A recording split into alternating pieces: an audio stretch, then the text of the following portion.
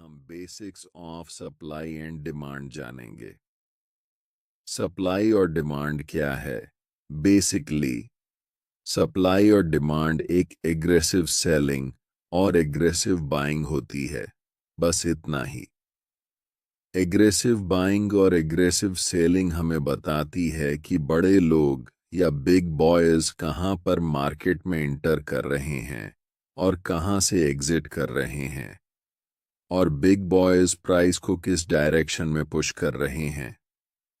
Candlestick pattern को ध्यान से देखो। ये बड़े रेड कैंडल हमें बताते हैं कि यहाँ पर एग्रेसिव सेलिंग हुई है, यानी कि यहाँ बड़े वॉल्यूम्स और बड़े मोमेंटम शामिल हैं मार्केट को नीचे लाने में। अब नेक्स्ट चार्ट पर ध्यान दें। आप यहाँ देख सकते हैं कि यहाँ पर एग्रेसिव बाइंग हुई है, जिसका मतलब है कि बिग बॉयज बड़े वॉल्यूम और बड़े मोमेंटम के साथ प्राइस को ऊपर ले जा रहे हैं। इन्हीं दोनों चीजों को आपको देखना चाहिए जब आप सप्लाई और डिमांड को ट्रेड कर रहे होते हैं, क्योंकि ऐसे मोमेंटम हमें बताता है कि स्मार्ट मनी कहां पर मार्केट में एंटर कर रही है, मार्केट को किस डायरेक्शन में ले जा रही है और मार्केट से कहां पर एग्जिट कर रही है। और अगर आप छोटे छोटे कैंडलस्टिक्स को देखते हैं तो इसे सप्लाई और डिमांड एरिया नहीं समझना चाहिए।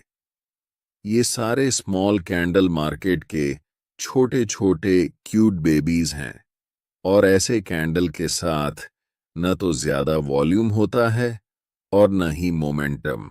आपको सप्लाई और डिमांड क्यों ट्रेड करना चाहिए?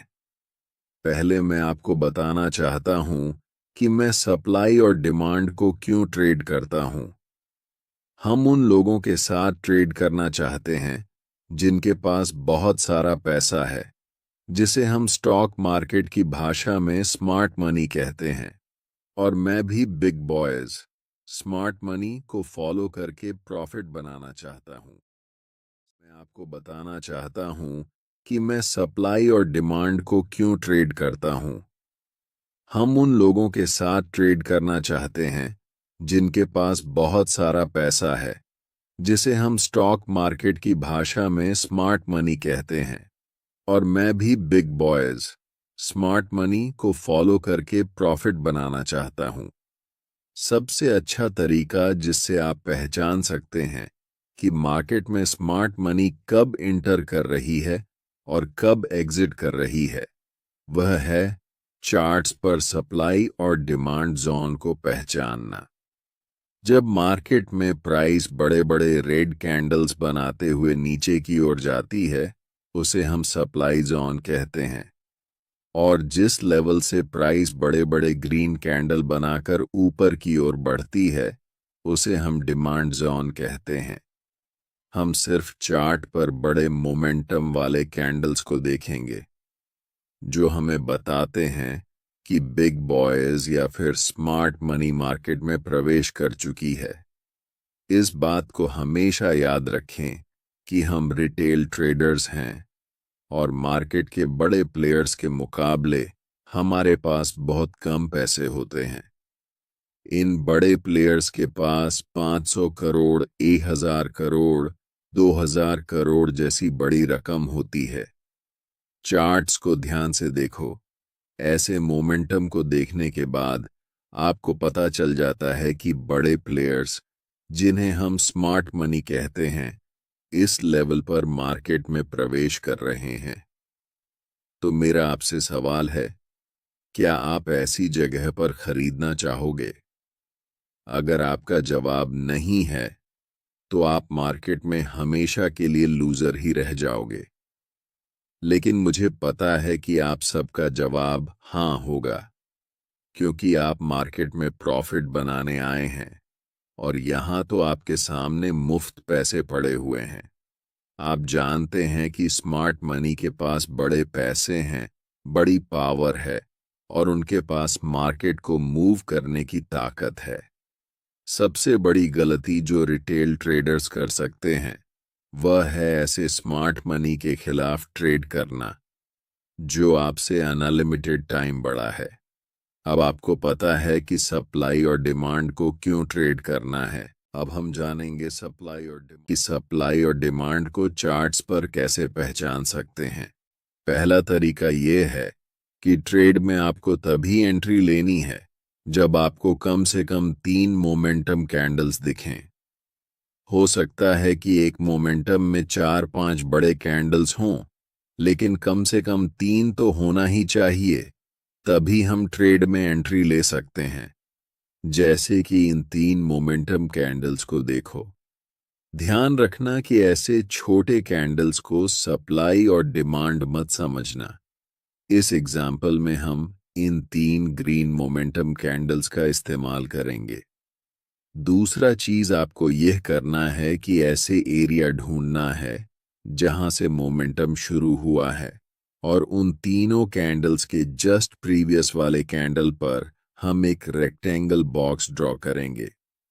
ध्यान देना कि वह बॉक्स कैंडल की हाई और लो को पूरी तरह कवर कर रहा हो।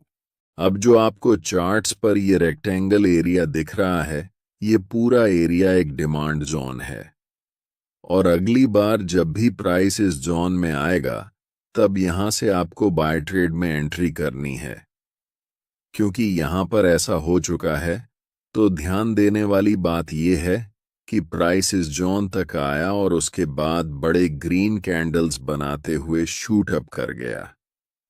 सोचिए, अगर आप ऐसी जगह पर मार्केट में ट्रेड एंट्री करते हैं, तो आप बहुत ज्यादा पैसा बनाने वाले हैं। चलिए अब एक और एग्जाम्पल देखते हैं। इन 3 बड़े रेड कैंडल्स पर ध्यान दें। यहां पर हमें इन कैंडल्स को सिलेक्ट करना है।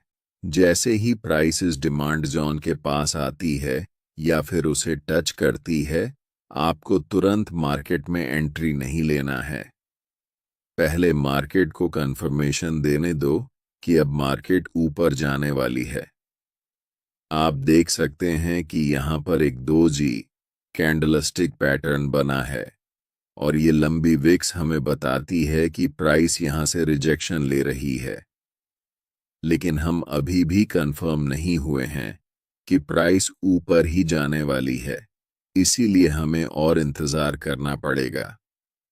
जस्ट नेक्स्ट कैंडल एक बड़ी बुलिश कैंडल फॉर्म होती है, और हम यहां पर कंफर्म हो जाते हैं कि मार्केट अब यहां से ऊपर जाने वाली है, क्योंकि ये बुलिश इंगल्फिंग कैंडल हमें बताती है कि मार्केट में स्मार्ट मनी बाइंग पोजीशन बना रही है। और आप जानते हैं कि स्मार्ट मनी की एंट्री के बाद प्राइस सुपरफास्ट स्पीड से ऊपर जाने वाली है। हम यहां मार्केट में एंट्री लेंगे, जिसमें हमारा स्टॉप लॉस स्विंग लो के नीचे होगा। अगर आप ज्यादा सेफ रहना चाहते हैं, तो आप अपना स्टॉप लॉस बिल्कुल इस डिमांड जोन के नीचे रख सकते हैं। अगर हम टारगेट की बात करें, तो ऊपरी लेवल पर प्रीवियस कुछ कैंडल्स को देखें। यहां पर 3 लगातार रेड कैंडल्स बनी हैं, और उनके जस्ट प्रीवियस कैंडल एक लॉन्ग विक्स रिजेक्शन कैंडल है, जिससे हम कंफर्म हो जाते हैं कि यह लेवल एक सप्लाई जोन है। इसीलिए जब प्राइस इस लेवल को टच करेगी, हम अपना प्रॉफिट यहां बुक करेंगे। जब एक बार कोई सप्लाई या डिमांड जोन प्राइस का रिस्पेक्ट नहीं करता है, तो आपको पहले से ड्रॉ किए हुए रेक्टेंगल को डिलीट करना है और फिर नए सप्लाई और डिमांड जोन को चार्ट्स पर ड्रॉ करना है। अगर कोई नया सप्लाई या डिमांड जोन नहीं दिख रहा है, तो हम मार्केट में वेट करेंगे। जब प्राइस इस लेवल से 3 बड़े ग्रीन कैंडल्स बनाती है, तो हमें पता चलता है कि यह एक नया डिमांड जोन है। इन 3 ग्रीन कैंडल्स के जस्ट प्रीवियस कैंडल को कवर करके हम एक रेक्टेंगल बॉक्स राइट साइड की तरफ खींचेंगे। अब हम इंतजार करेंगे कि प्राइस कब इस डिमांड जोन के पास आएगी, ताकि हम ट्रेड में एंट्री कर सकें। इस एरिया में हमें दिख रहा है कि कैंडल्स के पास बड़े बड़े विक्स हैं, इसलिए हम यहां एक सप्लाई जोन ड्रॉ कर सकते हैं। जब प्राइस इस डिमांड जोन के पास आती है, तो स्ट्रॉन्ग रेड कैंडल बनाते हुए इस लेवल को थोड़ा सा ब्रेक कर देती है। ऐसी सिचुएशन में रिटेल ट्रेडर्स अक्सर इसे एक ब्रेकडाउन के रूप में देखते हैं और सेल पोजीशन में एंट्री कर लेते हैं। लेकिन नेक्स्ट कैंडल एक बुलिश कैंडल बनती है जो कंफर्म करती है कि अब प्राइस यहां से ऊपर जाने वाली है। इस सिचुएशन में हम बाय पोजीशन में एंट्री करेंगे और नेक्स्ट सप्लाई जोन तक अपना टारगेट रखेंगे। हमारा stop loss last swing low के नीचे होगा। इसके बाद प्राइस बुलिश कैंडल्स बनाते हुए ऊपर की तरफ बढ़ जाती है और हमारा टारगेट हिट हो जाता है।